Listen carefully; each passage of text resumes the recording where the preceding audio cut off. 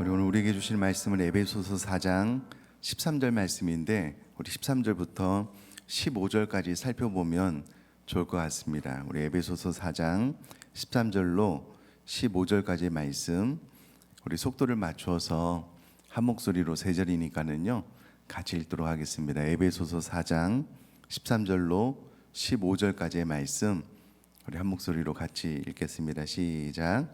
우리가 다 하나님의 아들을 믿는 것과 아는 일에 하나가 되어 온전한 사람을 이루어 그리스도의 장성한 분량이 충만한 데까지 이르리니 이는 우리가 이제부터 어린아이가 되지 아니하여 사람의 속임수와 간사한 유혹에 빠져 온갖 교훈의 풍조에 밀려 요동하지 않게 하려 함이라. 오직 사랑 안에서 참된 것을 하여 범사에 그에게까지 자랄지라. 그는 머리니 곧 그리스도라. 아멘. 자, 오늘 이 주신 말씀은 우리 모두가 너무나도 잘 아는 그런 말씀인데요. 한 번만 더 핵심적인 것을 좀 잘 짚어보고 우리들의 삶에 분명한 목표 지점을 마음속에 좀 새기는 그런 시간이 되었으면 좋겠습니다. 자, 우선에 여러분 우리 교회 올해 표가 뭐지요?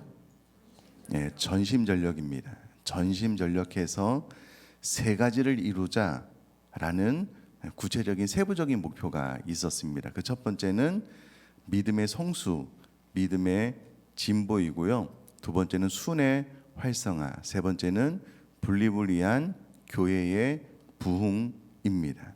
이 전심전력해서 이루기를 원하는 첫 번째 목표가 바로 믿음의 진보, 믿음의 성숙이고요. 우리가 믿음의 진보, 믿음의 성숙을 전심전력하여 다른 박질 친다라고 하였을 때 오늘 본문에 있는 것처럼 그 목표 지점은 그리스도의 장성한 분량에 충만한 곳까지 자라는 것이다. 이런 맥락입니다. 자, 우선에 기본적으로 성경이 말하는 의미를 좀 간단하게 말씀을 드리면은요.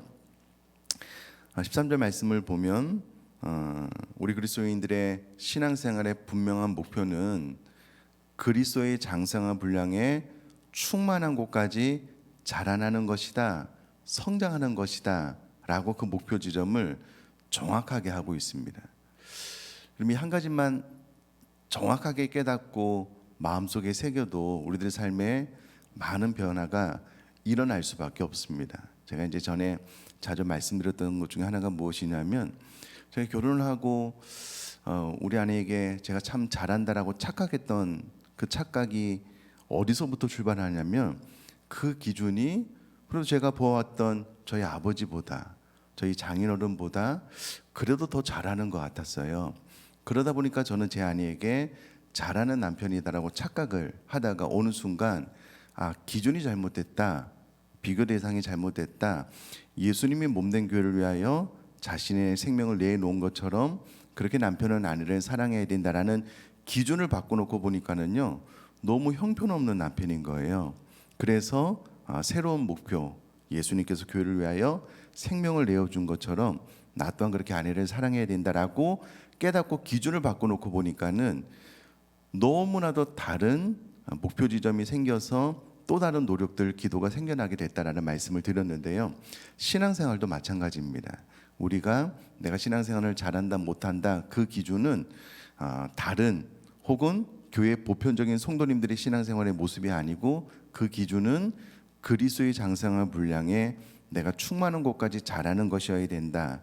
이 기준을 딱 세워놓고 보면은요 내가 신앙생활을 얼마나 열심히 해야 될지가 눈에 보이게 되는 것이거든요. 그래서 이 기준을 잘 세워야 되는데 자, 중요한 것은 그리스도의 장성한 분량에 충만한 곳까지 자라나기 위해서는 선행되어져야 될 우리가 정확하게 인지하고 도전하고 마음에 새겨야 될 두 가지를 13절에서 이야기를 하고 있습니다. 그 첫 번째는 하나님의 아들을 믿는 것, 두 번째는 아는 것. 이 두 가지가 하나가 되었을 때에 그리스도의 장성한 분량에 충만한 곳까지 자라날 수 있다라는 거예요. 과거에 우리가 참 열심을 다하여서 신앙생활을 했는데 잘못했던 것 중에 하나가 무엇이냐면 덮어놓고 잘 믿으라는 거예요. 구체적으로 세부적으로 이 하나님의 말씀을 알고 배우고 이해하는 것은 좀 약간 등한시됐던 시간들이 있었습니다. 주로 이제 열심히 기도를 하고 교회에서 성경을 배우고 제자 훈련을 하고 이런 것들은 좀 소홀해했던 그런 시대적인 시간들이 있었는데요. 요즘은 그렇지 않습니다. 믿는 것과 아는 것이 균형을 맞추되 하나가 될 수 있도록 많이 노력을 하고 있고요. 그렇게 해야지만 됩니다. 여러분 우리가 아는 것 배우는 것을 소홀히 하고 덮어놓고 믿고 덮어놓고 기도하고 뜨겁게 신앙생활을 하잖아요. 그러다가 어떤 이단들의 사상이 딱 들어오면은요 분별을 못 해내요. 어느 순간 열심히 교회에서 신앙생활을 하시던 분들이 이단에 빠지는 경우가 많았습니다. 왜냐하면 아는 것에 자라나지 못했기 때문에 그렇습니다. 그러나 성경은 정확하게 우리가 믿는 것과 아는 것의 균형과 이 둘이 하나가 되었을 때 비로소 우리는 그리스도의 장성한 분량에 충만한 곳까지 자라날 수 있다라고 이야기를 합니다. 그러므로 여러분 우리가 신앙생활을 함에 있어서 믿는 것뿐만 아니라 아는 것, 알기 위해서 배우는 것에 전심전력할 수 있기를 주님의 이름으로 부탁드립니다. 그럼 가만히 생각을 해보면은요, 교회만 왔다 갔다 하시는 분들, 또 배우는데 시간을 할애하지 않고 제자 훈련 받는데 시간을 투자하지 않는 분들은요, 평생을 살아도 그리스도의 장성한 분량에 충만한 곳까지 자라날 수 없습니다. 성경이 정확하게 이 원리를 이야기를 해주고 있습니다. 그래서 믿는 것뿐만 아니라 우리가 또 특별히 우리 사랑하는 자녀들이 이 하나님의 말씀을 배우고 아는 일에 어떻게든 좀 시간을 많이 할애할 수 있도록 부모님들이 좀 권면하고 또 도전하고요.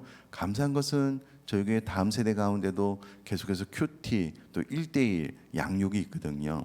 이런 시스템 안으로 들어가서 계속해서 믿는 것과 아는 것에 균형을 맞추어서 하나가 될 수 있도록 그래야만 온전한 사람, 성숙한 사람이 되어서 그리스도의 장성한 분량이 충만한 데까지 자라날 수 있다는 이 원리를 꼭 기억하시면 좋겠습니다. 자, 왜 우리가 이렇게 되어야 되느냐? 이렇게 되지 않을 때는 우리가 어떻게 되느냐라고 했을 때 14절이 설명을 잘 해주고 있습니다. 온전한 사람은 성숙한 사람, 장성한 사람이라는 말이고요.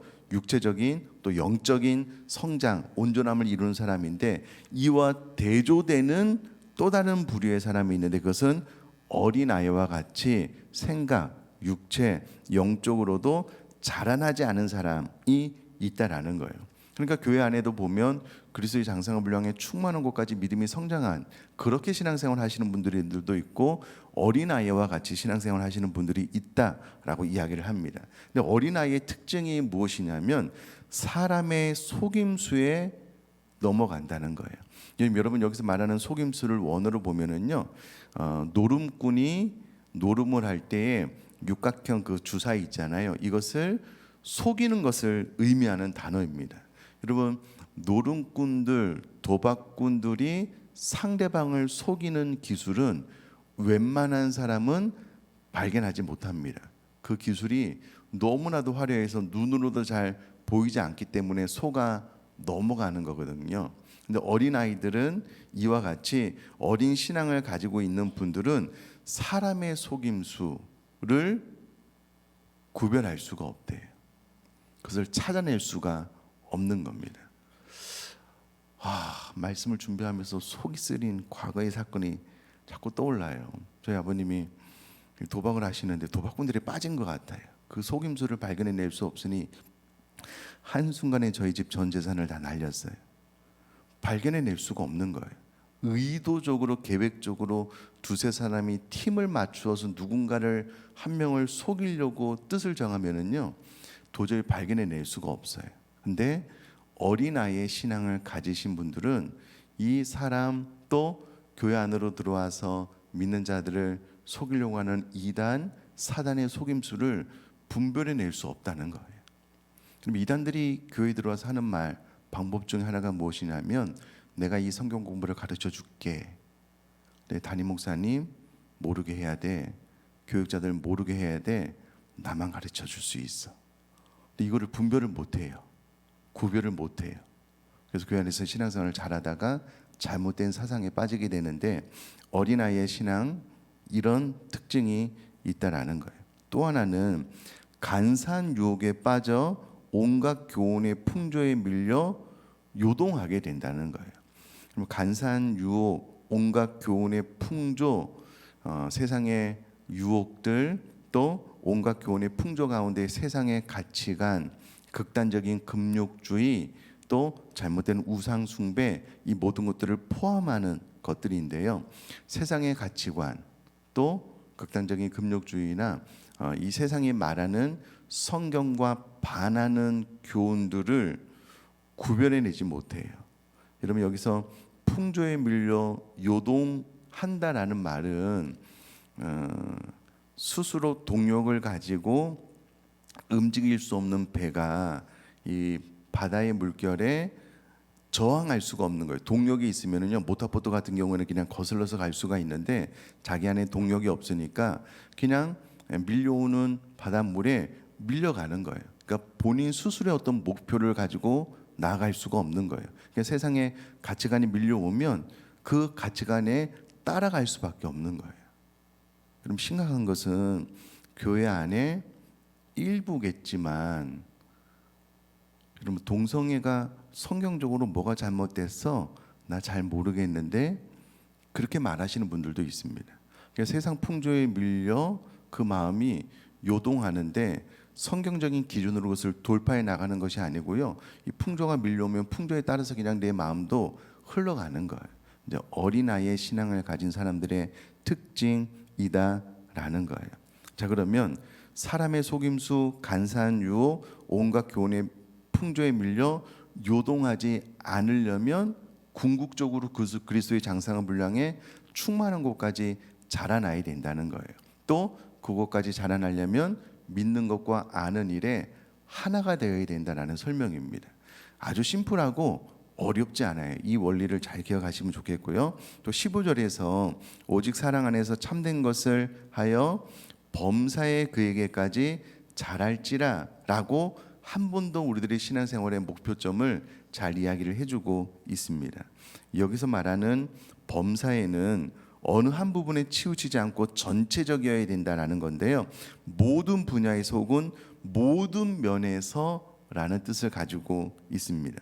그러니까 모든 면에서 예수님을 딱 빼다 박은 것처럼 닮은 그리스도인으로 성장하고 자라나야 된다라고 이야기를 하고 있습니다. 예수님의 온전하신 모습 여러 가지가 있지만 예수님께서 수고하고 무거운 짐진 자들아 다 내게로 오라 라고 말씀하시면서 나는 온유하고 겸손하다라고 말씀을 하셨습니다. 여러분 온유하다라는 말은 마음을 잘 다스리고 통제한다라는 의미입니다. 그러니까 예수님은 언제나 예수님의 마음, 감정, 영적인 상태를 잘 컨트롤하셨어요. 다스리셨습니다. 예수님의 온유거든요. 그러니까 범사에 그에게 자라난다라고 했을 때는 이와 같은 예수님의 모습이 될 수 있는 곳까지 자라나야 된다라는 거예요. 그러면 예수님께서 언제까지 어느 극단적인 순간까지 그 온유함을 유지하셨는가? 십자가 위에서 내려오라고 외치는 그들을 향해서도 온유함을 유지하셨거든요. 그러니까 이제 이런 곳까지 자라나야 되는데 생각해 보면 여러 가지 예수님의 모습들 가운데 하나를 그냥 예를 드는 겁니다. 그럼 여러분 우리가 신앙생활을 하는 가운데 내가 믿는 것과 아는 일이 하나가 되어서 그리스도의 장성한 분량에 충만한 곳까지 자라났어요. 그럼 내가 극단적인 예수님의 십자가 위에서 내려오라고 외치는 그들 앞에서도 예수님이 온유함을 유지한 것처럼 가정생활 안에서도 직장생활 안에서도 내가 있는 모든 곳에서 나를 극단적으로 몰고 가는 사건과 사람 앞에서도 온유함을 유지할 수 있습니다. 어떻게 되면은요 그리스도의 장성한 분량에 충만한 곳까지 자라나면.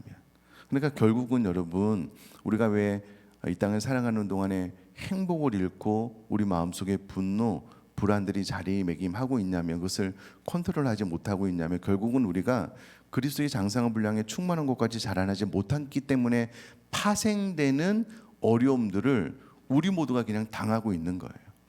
기후 재앙에 대한 이야기를 들으면 너무 불안한 거예요.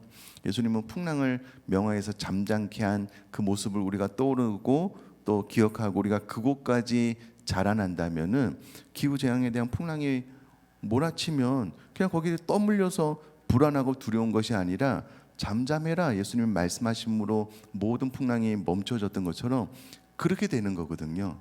그리스도의 장성한 분량까지 충만한 곳까지 자라나면. 여러분 요즘 묻지마 범죄가 많으니까 너무 불안하대요. 너무 불안하대요. 그럼 마음속에 예수님처럼 명하면 그 불안이 잠잠해질 줄 믿습니다. 근데 어린아이 같은 경우에는 이와 같은 세상 풍조에 그냥 밀려가는 거예요. 그냥 떠밀려가고 자기 안에 동력이 없기 때문에 거슬러 갈 수 있는 힘이 없는 거예요. 가만히 생각을 해보면 우리 모두가 다 그리스도의 장성한 분량에 충만한 곳까지 자라나지 못했기 때문에 파생되는 어려움들을 우리가 지금 경험하고 그것 때문에 우리가 불안하기도 하고 불행하기도 하고 행복하지 못하다라고 말을 하고 있는 겁니다. 그래서 우리 모두가 다 본문 말씀 뭐 너무나도 잘 아는 말씀이지만 내 신앙생활의 기준은 예수님이다. 그리스도의 장성한 분량에 꼭 충만한 곳까지 자라나야 되겠는데 그렇게 되려면 믿는 것과 아는 일에 하나가 되어야 되므로 열심히 믿는 것뿐만 아니라 열심히 배워야 되겠다라고 생각을 하고 범사의 예수님의 모든 모습을 그대로 빼다 박은 그리스도인으로서 내가 자라나고 성장해야 되겠다. 그럼 그렇게 결심하고 기도하여 주는 저와 여러분 될 수 있기를 주님의 이름으로 축복합니다. 자, 이 과정 가운데 최악의 경우는 목사님 나는 태생이 기질이 그렇게 안 돼요. 나는 태어난 대로 그냥 살다가 죽을 거예요. 성경이 단 한 번도 그렇게 말한 적이 없습니다. 여기서 말하는 그리스도의 장성한 분량에 충만한 곳까지 자라나야 되는 대상은 우리 모두인 줄 믿습니다. 나는 그냥 성격대로 살다가 주님 만날 거야. 아니요. 단 한 명도 그렇게 사시면 안 됩니다. 다 그리스도의 장성한 분량에 충만한 곳까지 자라나는 저 여러분 되어서요. 그래서 우리가 서로가 서로를 봤을 때 와 진짜 예수님 정말 많이 닮으셨네요. 그렇게 서로를 바라보면서 은혜 받고 축복하고 격려하는 우리 의정부 비전교육 공동체 될 수 있기를 주님의 이름으로 축복합니다.